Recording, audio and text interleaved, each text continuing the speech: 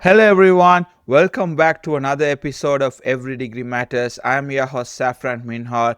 Today, President Donald Trump announced his next federal chair. It's going to be Kevin Walsh, who was also part of the federal governor from 2006 to 2012. And he also started his career with JP Morgan when he was young associate soon after graduation. We also have the CNN former journalist, from former CNN journalist what do you call Don Lemon got arrested today at LA due to some charges that has been happening that has put forward to him for his participation in what do you call Minneapolis, St. Paul, where at a church. So we're going to talk about that. We also have it was a crazy weekend last week, and we saw on the unfortunate shooting of Alex Pretti. We're going to talk about that. What happened? Where are the debates that's going on? We also wanted to talk about that India and EU made a biggest deal of the life, I would say, and it's going to open up a lot of doors for India and for the European countries too. So let's get to the show. And you wanna write it down? Would it kill you just to listen?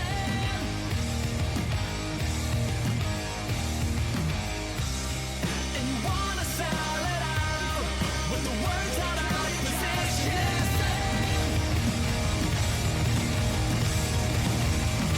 Hold on. And you wanna see the break of dawn, but the words you have from your face.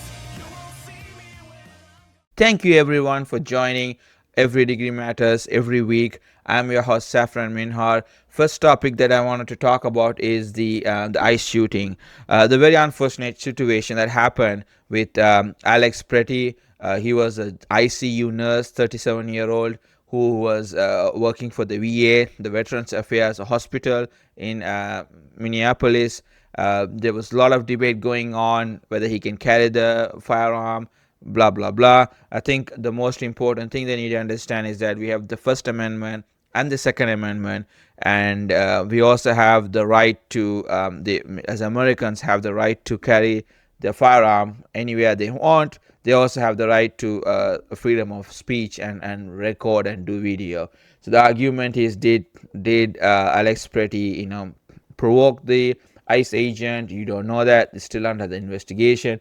But it is very sad that so far two people have been shot dead by the ICE federal agent, which shouldn't happen. And the question always goes back, why is it happening?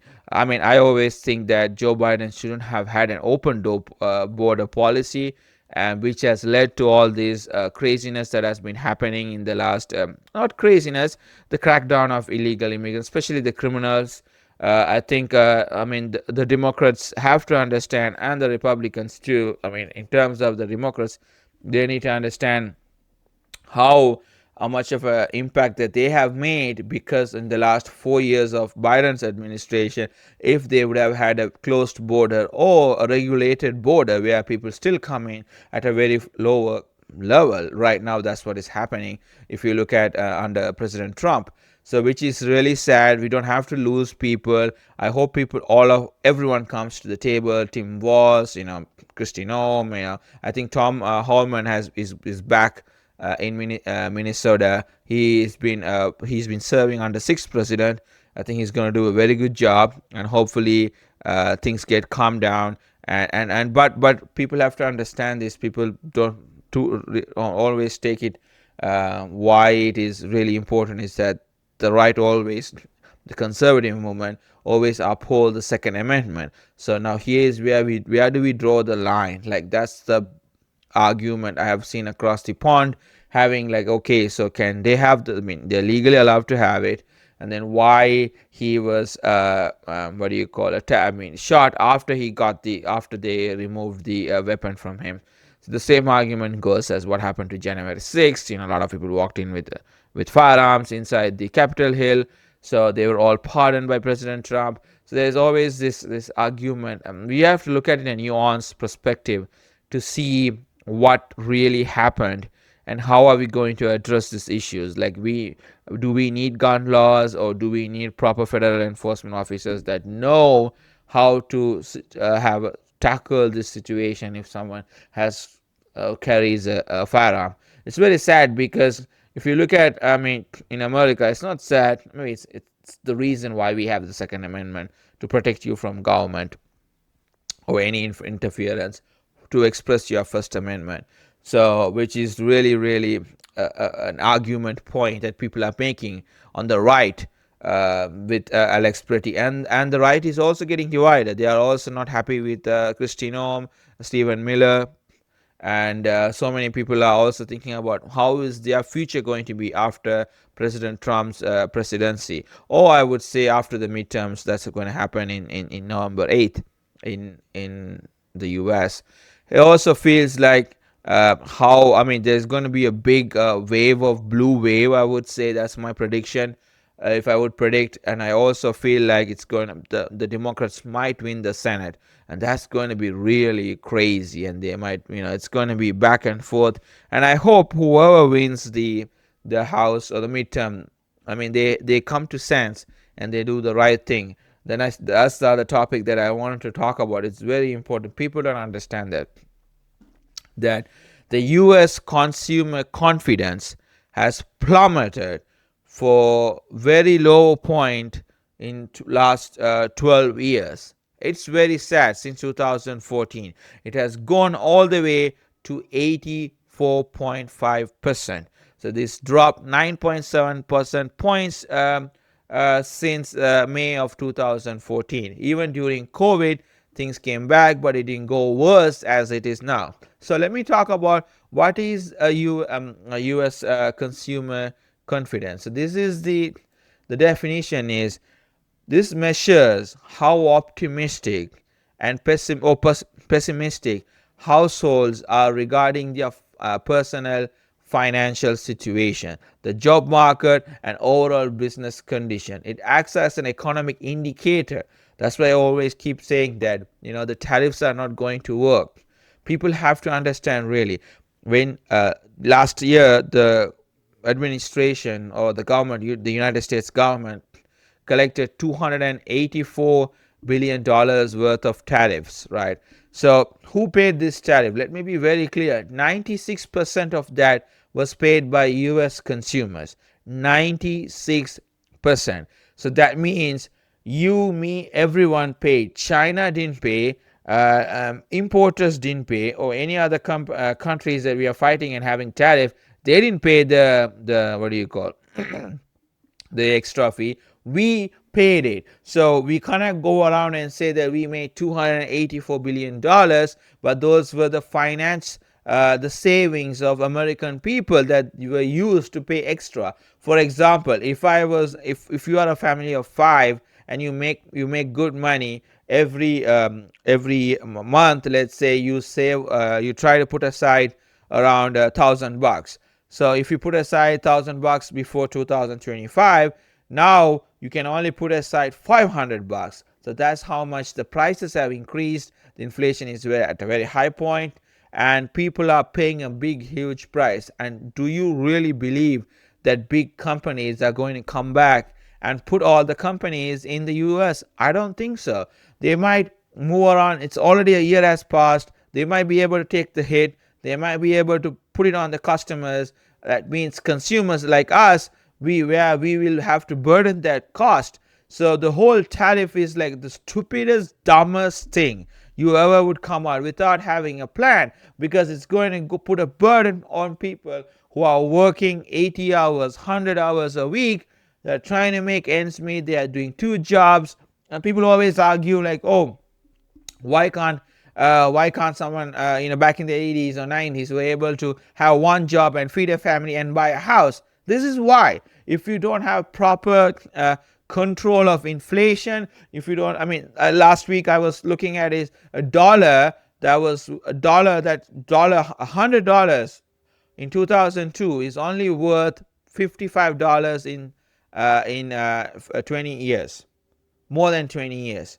So I mean, that's how much it has depreciated. A dollar, the The dollar is getting really badly depreciated in the global currency, and I don't know why, what is happening. Maybe Bitcoin could be. Is the dollar going to be replaced by Bitcoin or any other cryptocurrency? Maybe that is the future. We also saw in the last week the gold went to a record number of high prices, so which is really crazy, and then it dropped back, unfortunately. But in the whole theory is that why is this all happening? We have to ask this question: is that why we have to pay a higher price? The minimum wage, that's, I always argue with people that the minimum wage doesn't go up. So if you're saying that if $100, what do you call, if you're making $100 in 2002 is only worth $55, that means the minimum wage have to go by 45%, like almost 45%. Why can't people understand it? Why can't people think, okay, we need to increase the minimum wage across the board, across all the states?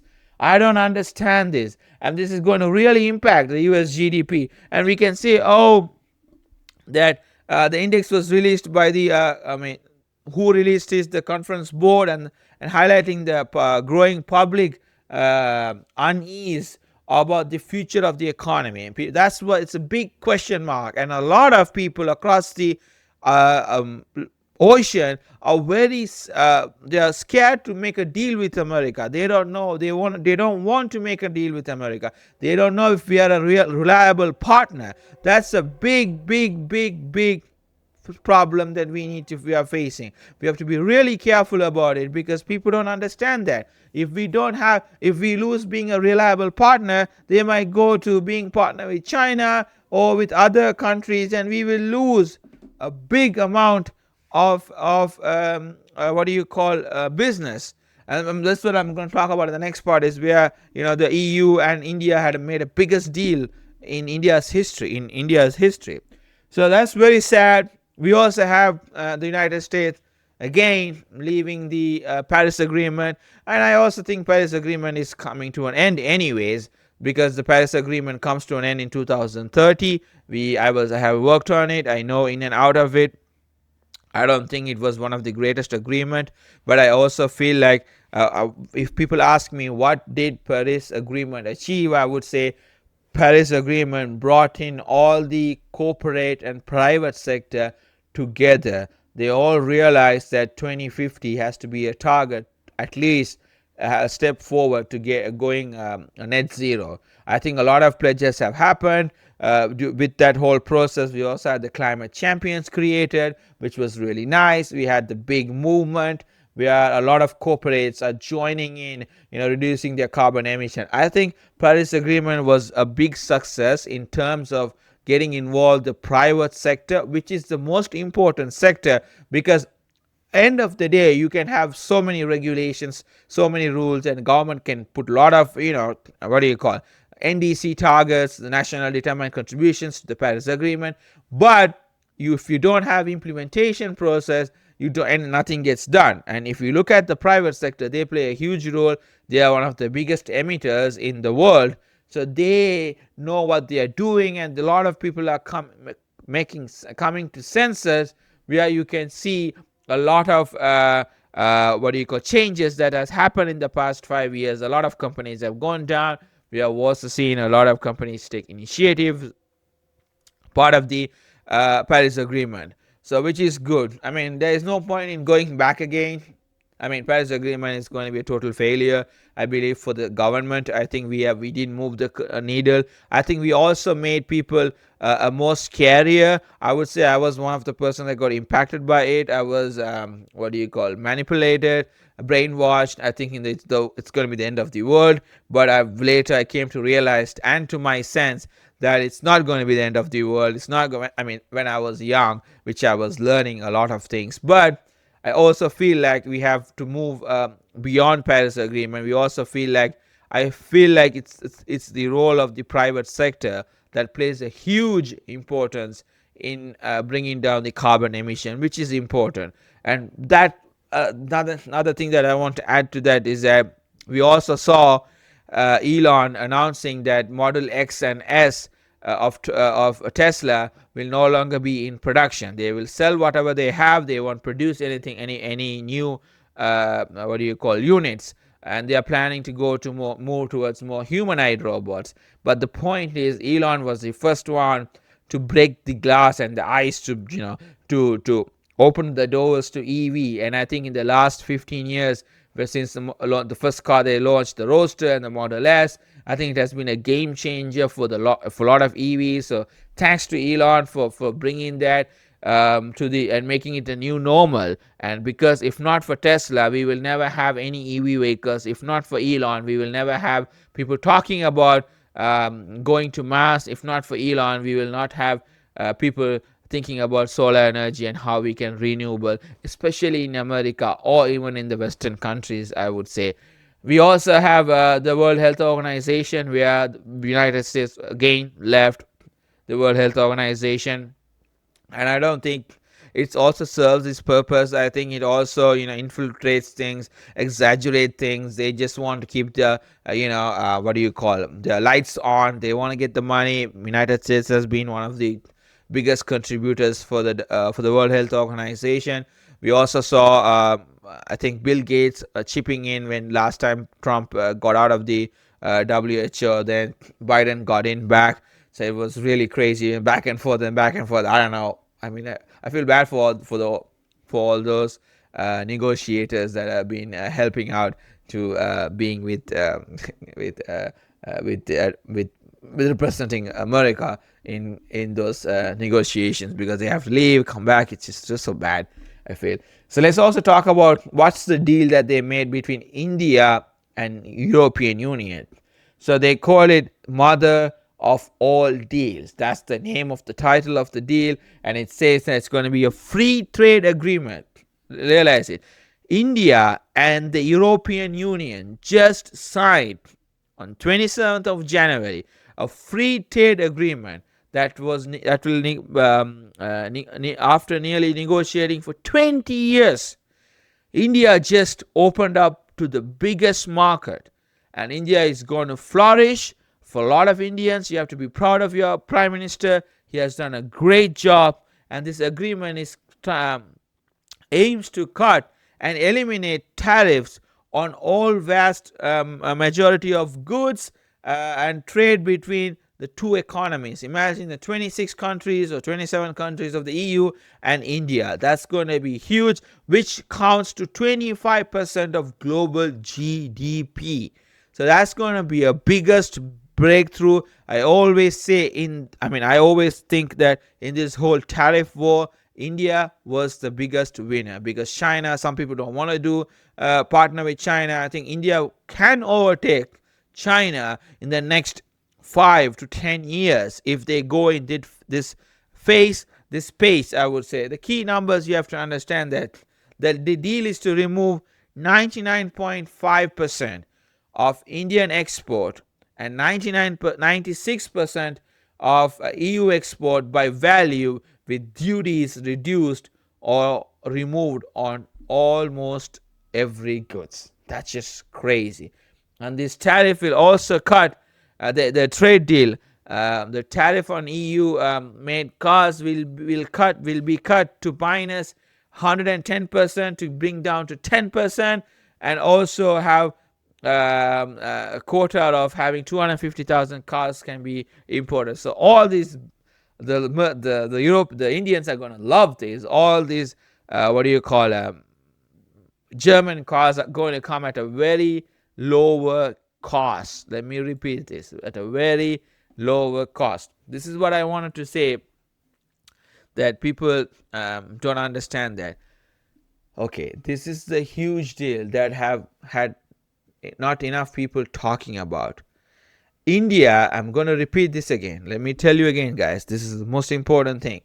On this huge deal that no one is talking about, India and EU just signed a massive trade agreement. After almost 20 years of talks, it cost tariffs almost everything they trade, covering over 2 billion people and a quarter of a global economy. European cars, wines, and machineries get way cheaper in India, and Indian textile, gems, and engineering goods get away more access to Europe. Trade between them could jump around $136 billion to nearly $200 billion by 2030. The US thought this isn't the US though isn't it thrilled. They see this as India and Europe slowly moving away from US led trade pressure. Bottom line is this isn't just trade, it's a shift in global power. That's what is happening around the world.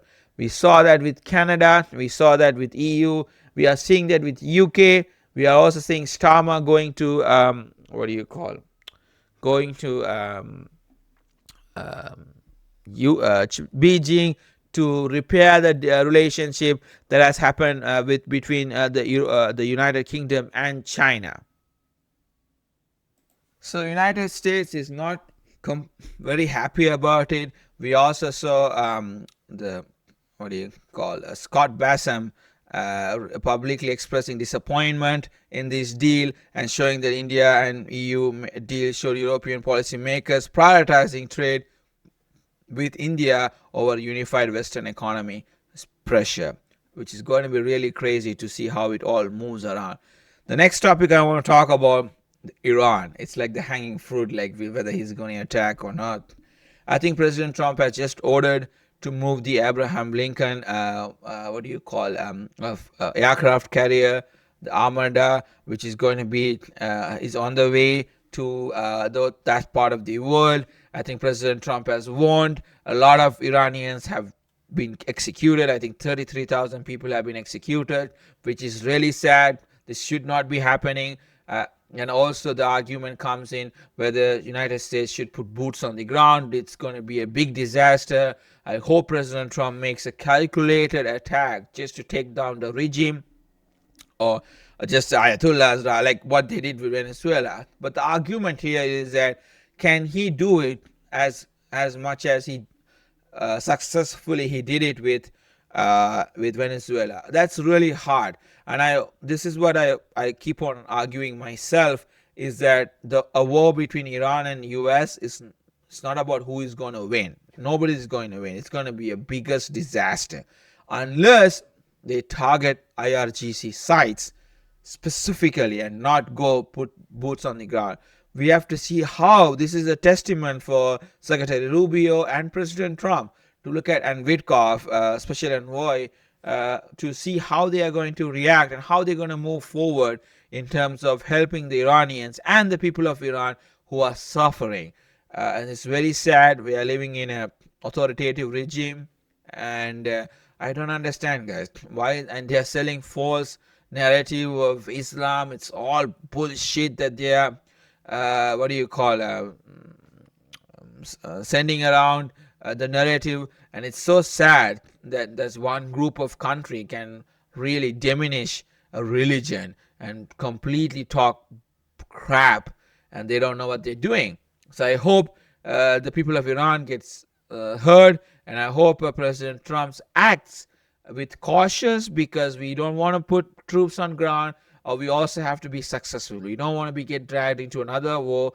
And President Trump, I think, pretty much knows that the economy he has put in will succeed, and he knows that if we end up having what do you call going with a war, it's going to be a big economic disaster. People have to learn about the past wars that we have had.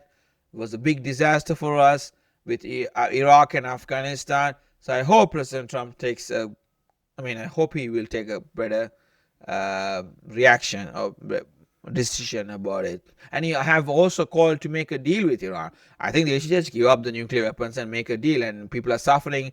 So many sanctions could be lifted if they make the deal, and this is their golden opportunity to come clean and also stop killing their people, which is really, really sad at a humanitarian level.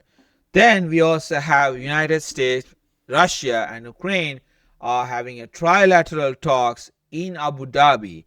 They just had one in, excuse me, on the 23rd and 24th of January, and there's a lot of progress in that. I feel like it was a very constructive plan and plan to follow up. The round two is going to happen on Monday, on the 1st of February, and fight continues back home, but still the fighting is there. They haven't stopped it.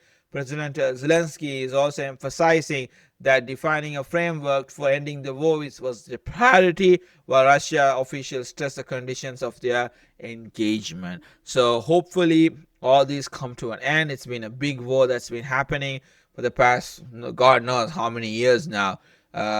Metaphorically I'm explaining. So that's it for the last topic that I also want to reiterate is that this is going to be a game changer. The new federal chairman that been nominated by President Trump is going to be Kevin Walsh. He is a pro cryptocurrency federal chairman. If he gets elected, he is going to be. So the current federal chairman Jerome Powell, his term ends in April, and in May the new one is going to start. If he gets, and he's going to have Senate hearings, blah blah blah, and then hopefully he gets nominated, which is going to be a really interesting aspect to see, because he is someone is pro of stock cryptocurrency, pro of Bitcoin currency like that. We also saw the Senate committee advance on crypto regulatory settings, which will be now argued at the House level soon. So which is going to be huge. But we also saw the plummeting of Bitcoin yesterday and today at a very big amount of money was wealth was erased from the global economy. I think people are playing out. I feel like it's going to bounce back. I feel like within the next 2 months or so it might go to 150,000. I don't know, but I think if you have a pro Fed, that's going to have an impact on how the federal is going to move around with Bitcoin and open the doors. We also saw if this regulatory bill passes and becomes a law, we'll also have a $12.5 trillion of 401k will be opened to cryptocurrency. That's going to be huge, and that's a big unlock of wealth and money that will flow into the cryptocurrency market, the fiat the currency. And we also saw, as the dollar declines, maybe this is the time the cryptocurrency, is it Bitcoin going to be the default currency? I don't know. Let me know on your comments down there. What do you guys think about the whole Bitcoin and the new Fed? And thank you for joining. I hope you all had a first wonderful new year. It's 1 month, ending of its time is flying. And I hope you are still holding on to your goals that you said on the 1st of January you guys wanted to do, January 1st. So be careful, and there's a lot of things to be taken care of. We also saw the unfortunate arrest of Don Lemon. He's a former CNN journalist. He's an independent journalist. I think he crossed the line of going to public worship places like the churches and the mosque and synagogue. You're not supposed to go as a journalist unless you have authorization. You can't just flood in. That's the law.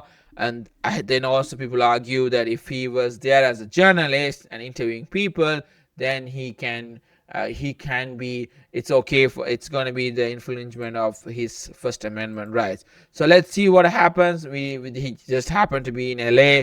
He got arrested by the FBI, and Pam Bondi, the Attorney General, made it clear that it was because of what happened in Minnesota at the church. So hopefully we all get more about the case and what happened and where is he stand.